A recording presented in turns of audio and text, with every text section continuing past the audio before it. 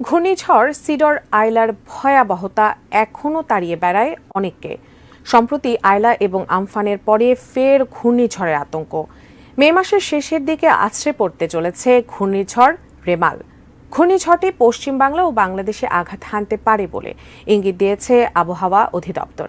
বাংলাদেশের কোন কোন এলাকায় আঘাত হানবে রেমেল জানাচ্ছেন সহকর্মী মোহাম্মদ সোহাগ বিশ্বাস।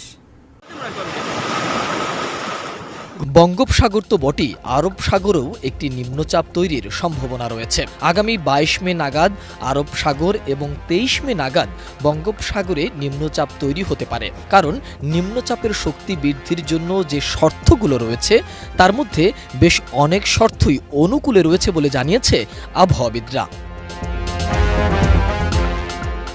আবহাওয়া অফিস জানিয়েছে, ঘূর্ণিঝড় তৈরির জন্য যেমন সাগরের পানির তলার তাপমাত্রা ২৬.৫ ডিগ্রি সেলসিয়াস হতে হয়, কমপক্ষে ৫০ মিটার গভীরতা অবধি এই তাপমাত্রা থাকতে হয়। বর্তমানে বঙ্গোপসাগরে একেবারে এই ধরনের তাপমাত্রাই বিরাজ করছে। আগামী ২৪ মের পর থেকে তা গভীর নিম্নচাপের আকার ধারণ করতে পারে। দিল্লির আবহাওয়া অফিস জানিয়েছে, বঙ্গোপসাগরে ঘূর্ণিঝড় সৃষ্টির কার্যক্রম তৈরি হতে পারে আগামী সপ্তাহেই, যা আরও শক্তিশালী হয়ে উঠতে পারে। এখন প্রশ্ন হলো, সেটি কি ঘূর্ণিঝড়ে পরিণত হবে? ঘূর্ণিঝড় পরিণত হলে কোথায় আছড়ে পড়বে?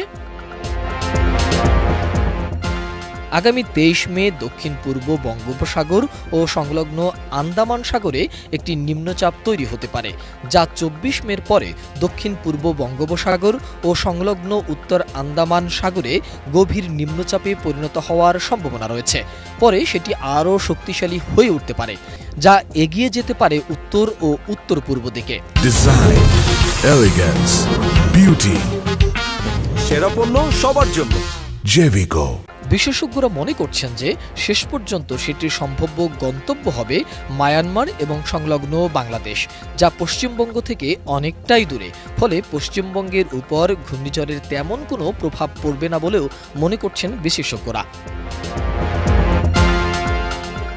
ঘূর্ণিঝড় রিমেলের নামকরণ করেছে ওমান, আরবিতে যার অর্থ বালি।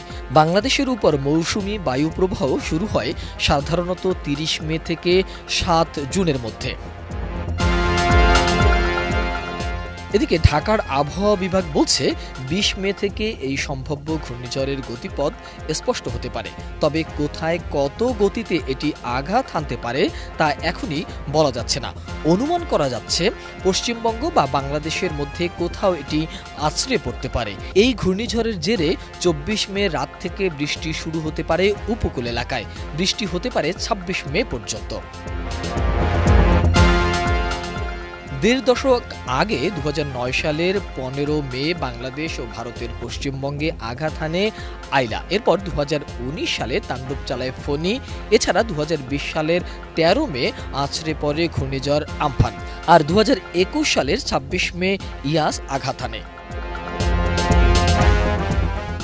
মোহাম্মদ সোহাগ বিশ্বাস, এটিএন নিউজ, ঢাকা।